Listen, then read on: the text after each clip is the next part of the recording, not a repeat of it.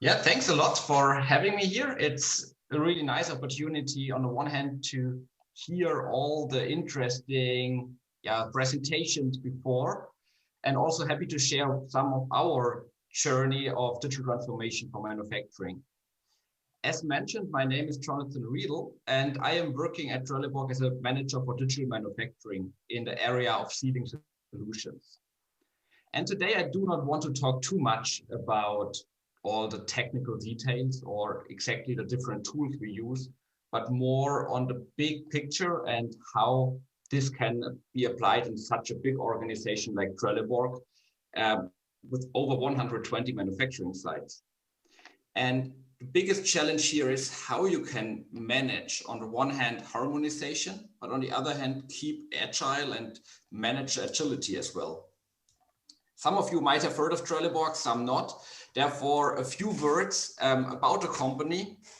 But honestly speaking, I do not want to bore you too much about all these KPIs. You can see them in the internet if you are interested.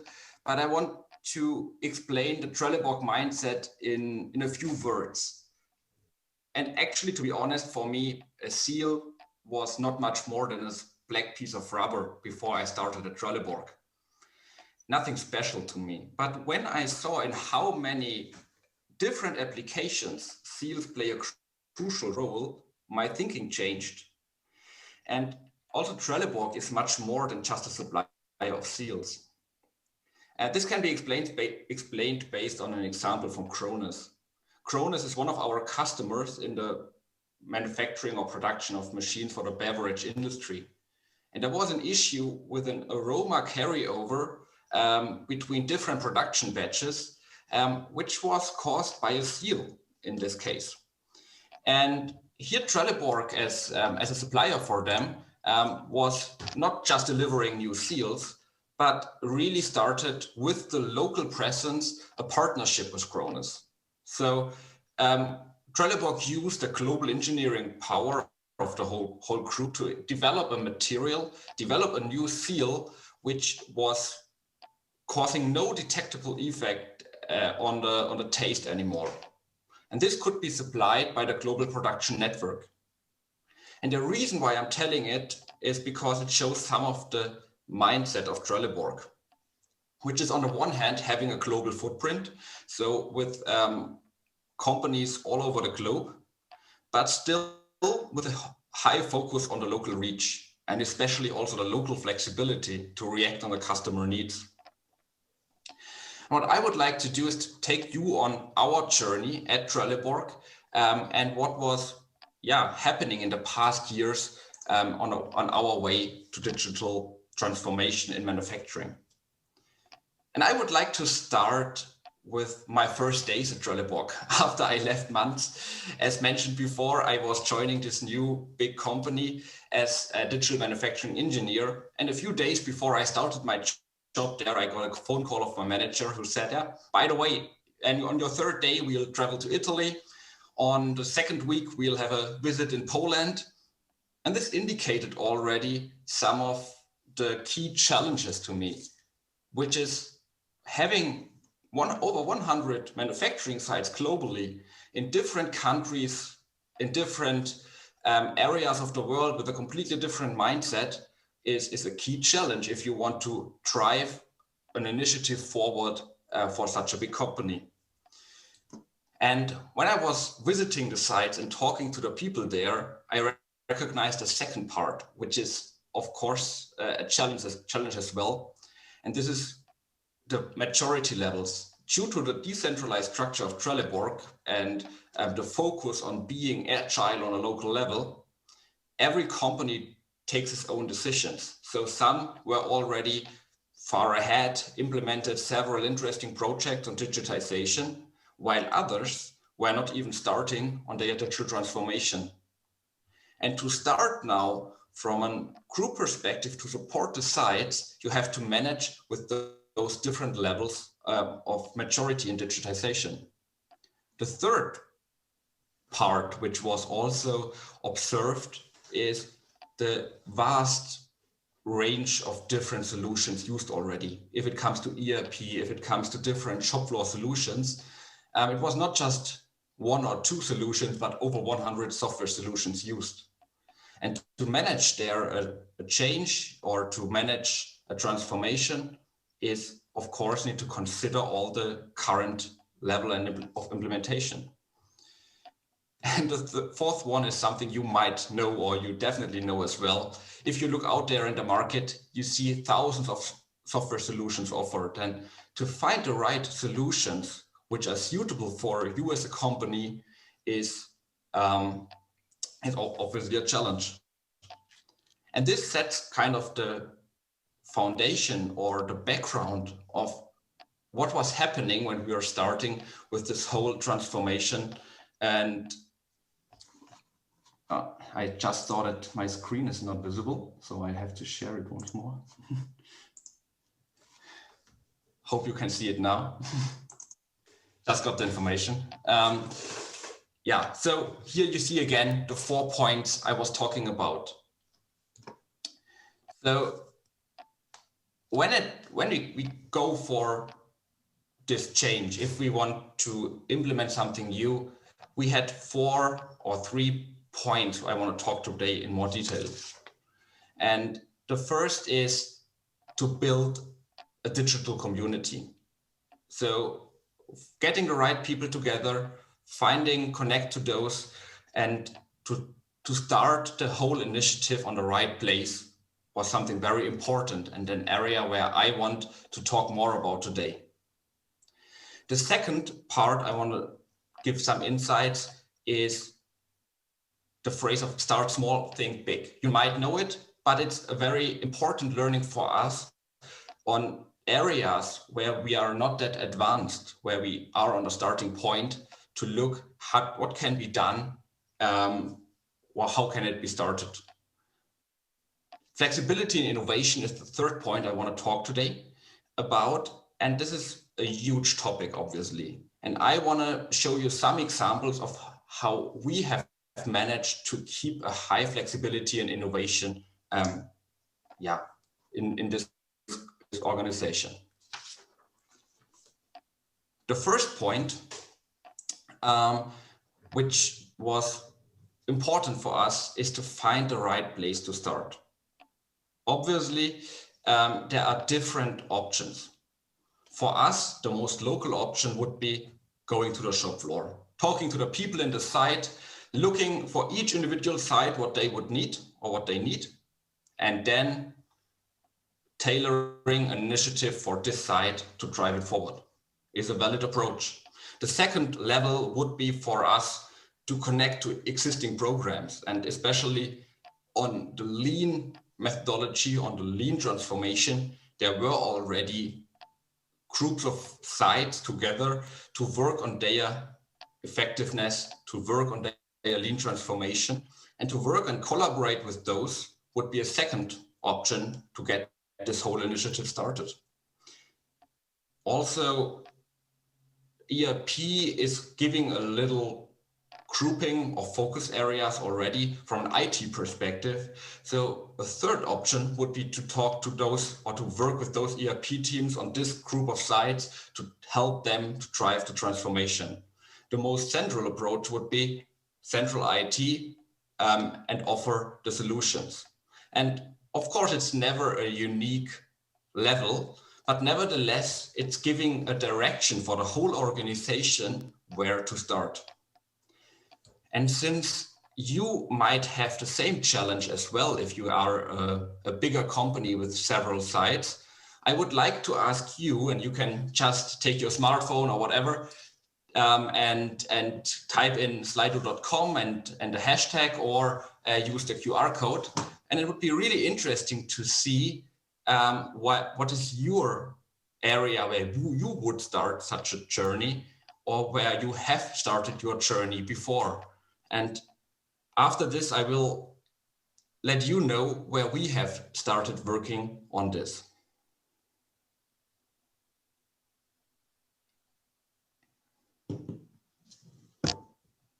So I see the first answers coming. Very interesting.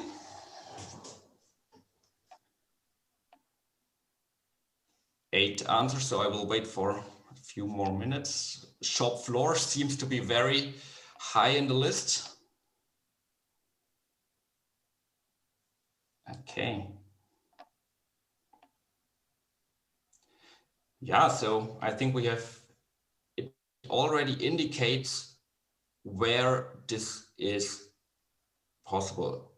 Yes, perfect. So shop floor is the predominant answer from your side, together with lean initiatives. So all of you would start more on a local level. And that's rather interesting because we used a similar approach. And I see now more and more answers coming, but I think that the direction is clear. And the interesting thing about it is that we took the same approach, which is, of course, the big benefit that you are close to the shop floor, close to the actual needs, but it is always a challenge how to keep harmonization, how to manage it with 120 sites on an efficient and harmonized level.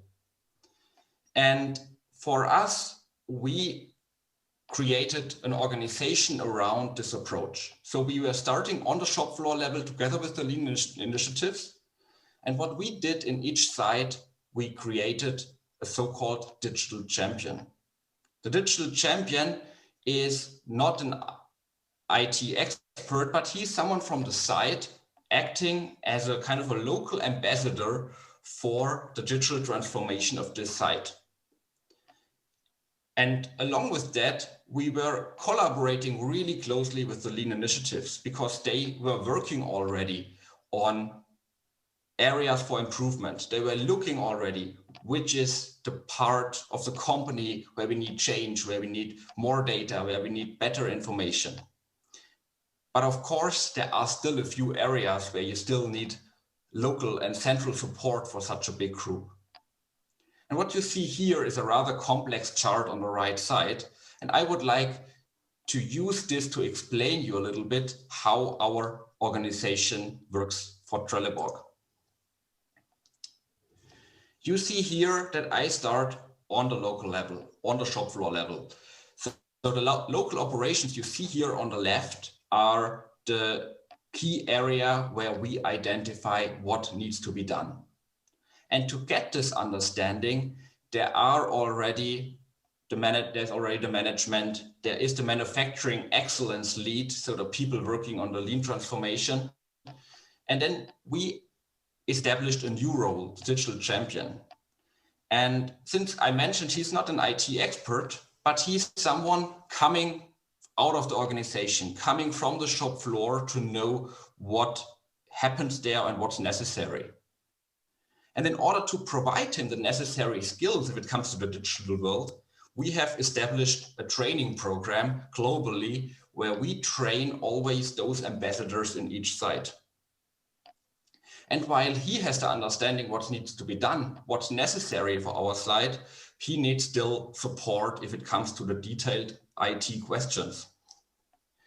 And in order to provide this support and a certain level of harmonization, we have established a second role. And this role is called digital manufacturing engineer. Those digital manufacturing engineers are always there for a group of sites, for a cluster of sites. And we try to build those clusters on a regional level wherever possible to overcome language barriers, to have a quick reaction time. And therefore, those people work together with always 5, 6, 7 sites to help them on how those things can be done. Because this person is coming more from an IT perspective, knowing the solution existing in an organization, and has also the connections to different departments in the organization to help finding the right solutions. And this collaboration is a very close and intense collaboration to help driving the change and the transformation. And he helps also to channel the different counterparts from ERP, from data science, from software development, and also external partners in order to provide the best possible support for a local site. But looking at this, we have still not much of knowledge exchange between the sides. And therefore, we have established a third element. And this third element we call community of practice.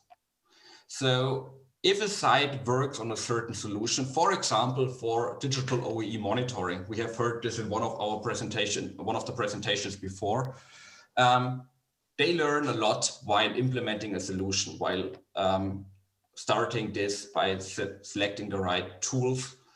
And those people working on similar topics can be connected, and a group of digital champions, a group of digital manufacturing engineers work together to find the best possible approach for Trelleborg.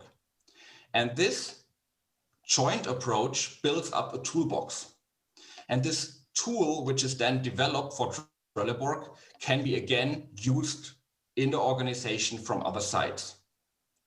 And this does not mean that we always have just one solution for each topic, but it means that there is a toolbox available that any site who is looking into something knows already. Here at Trelleborg, in this group of sites, there was already something successfully done, and this can be applied in our site as well. So I hope by explaining it step by step, it indicates a little bit the way how such an organization could look like and collaborate. And for us, we learned a lot while doing it. And the first and maybe most important learning for us was to keep this decentralization is a strong power, but you need the right people there. And you need to empower them. You give them the right support to work in their sites, to identify the use cases, and to bring this to the organization and to get and apply for the right support. A second learning for us was the connection to the communities working on the hands-on improvement already are key, because if we look to manufacturing excellence, to lean transformation, this is a process happening since years, and people working on this know quite well where improvements are necessary, and those people are well connected in the organization. So if you want to start with the digital transformation and you talk to those people and you collaborate with them on the different solutions, this gives and drives the improvement a lot. These sharing and exchanging between the sites was for us the level of harmonization we needed, because in the past, people or sites were looking for their own solution. They were talking to a machine vendor, they were talking to a software vendor, looking for the solution which is most suitable for them. But even if there was a good solution, it was not known to the next side of Trelleborg. So this kind of collaboration helps a lot to improve or to leverage the different efforts taken for other sites as well. But of course, central support is still necessary. So I was mentioning in the beginning that we still have the need for some standardization on different levels. If it comes to IT infrastructure, if it comes to security networks, if it comes to the technology used to connect machines, this is something where a central support helps a lot. And this was also established in this way to have this central support for those topics. But if it comes to the applications, if it comes to the needs of the shop floor, we have this hybrid approach between a decentralized identification of needs and a little harmonized way to provide the right solutions. After talking a lot about organization, about what can be done, I want to start with a few more concrete examples of what we have done on our journey. And start small, think big is a claim you definitely have heard about, but I would like to explain the relevance of this based on a little example we have experienced at Trelleborg. very early on, we identified already that predictive quality is one of the key areas for us in our type of manufacturing. To manage the quality parameters in the polymer industry is a challenge, and therefore also key for us if we produce our products.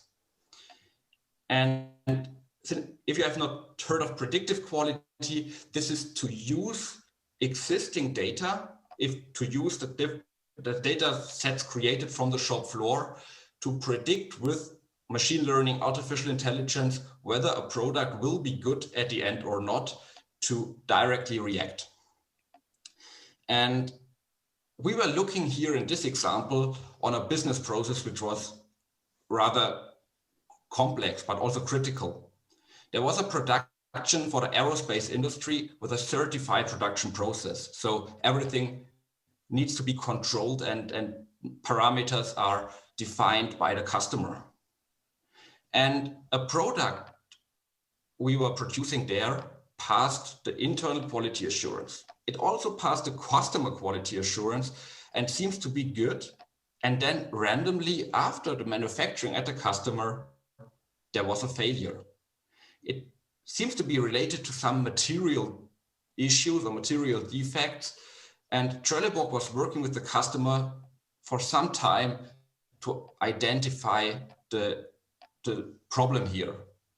And even a research institute on material was not able to identify the real solution for this.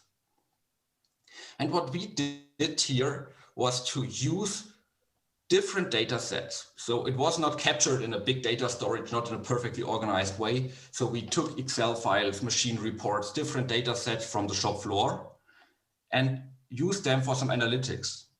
But while talking to the shop floor, we also heard that maybe weather has an impact. So sometimes there are changes in the production if the weather is changing. So we were talking to an airport nearby to get some weather data from there and use this for the analytics as well.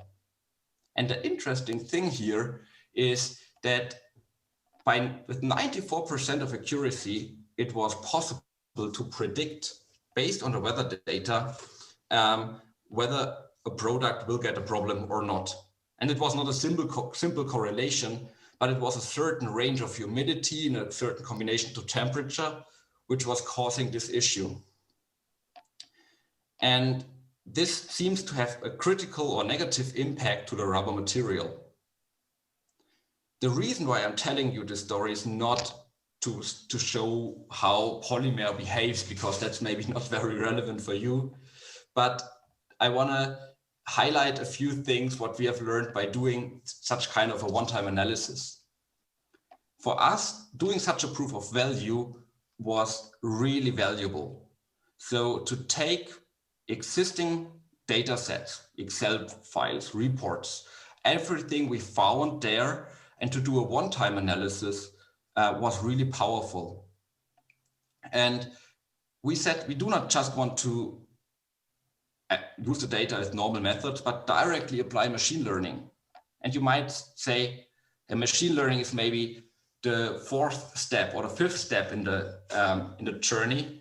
But even if you have an area where you see there could be some value, it's interesting to directly get started. And what we did in this use case, we worked just with a group of students.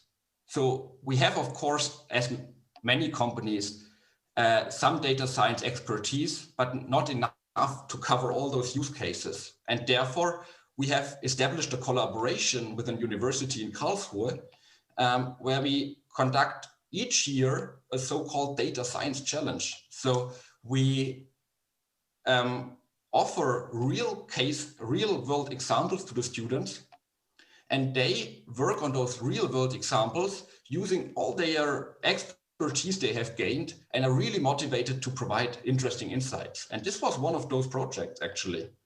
So this shows it was possible to start with more or less nothing and to get a high value for the company. And this gives the way to big data, to all the topics around the future changes. So to justify the setup of infrastructure and to find the right solutions. But for us, doing this first step was very powerful. And what we saw here, getting the right resources and time is possible if you just show such kind of examples.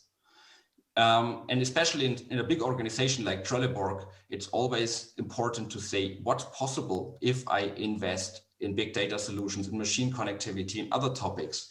And this helped a lot.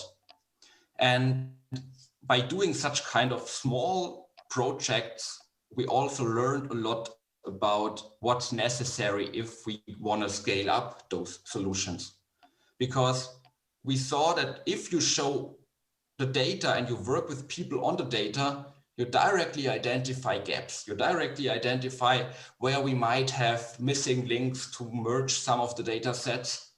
And if we would have captured the data for 3 years and then started this kind of analysis, we might have recognized after 3 years that all the data we have captured cannot be used perfectly because of some missing traceability or connections. And also to look for interesting partners, even students, is an interesting approach also maybe for smaller companies without the huge data science team in the background, and to create also solutions based on those little projects and to start there. The last point I want to talk today about is the question of flexibility and innovation. For us, flexibility and innovation can be shown based on one story, and I would call it activity story. Activity is a product or a solution developed for the digital OEE monitoring.